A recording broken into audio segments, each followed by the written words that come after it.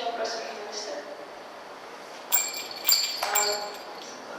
А вообще я всегда немножко с содроганием смотрел программу «Жди меня». Наш город Олонец, который прошел, куда приезжает конкурсант. Ага, то есть там можно было попроще. В нашей стране все, что можно.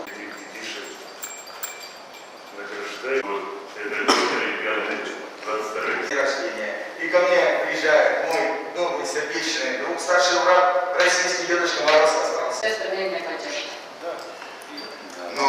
Прошу поздравить всех ребятишек и взрослых с наступающим Новым годом. Пожелать всего самого наилучшего, конечно же, здоровья, благополучия и удачи. Кышбабай Каркызы, сіз қайдан келдіңіз? Исәмісіз, қадірлі достар, қадірлі Татарстанға. Исәмісіз. Без Кышбабай, Каркызы. Мы приехали у нас есть резиденция в 100 километров от Казани. Резиденция называется в селе Яңа-Кырлай. Молодые, симпатичные.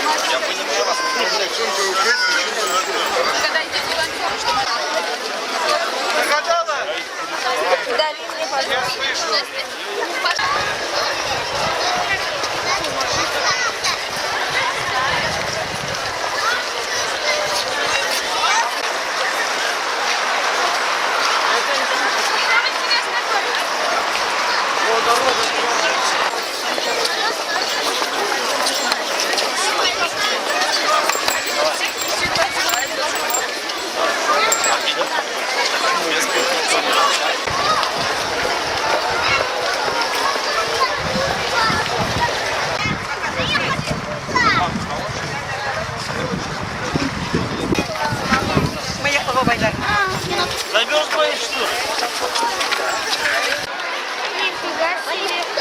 Они вот здесь поднимутся. Понятно. Вон, перья их. Подожди, их очень,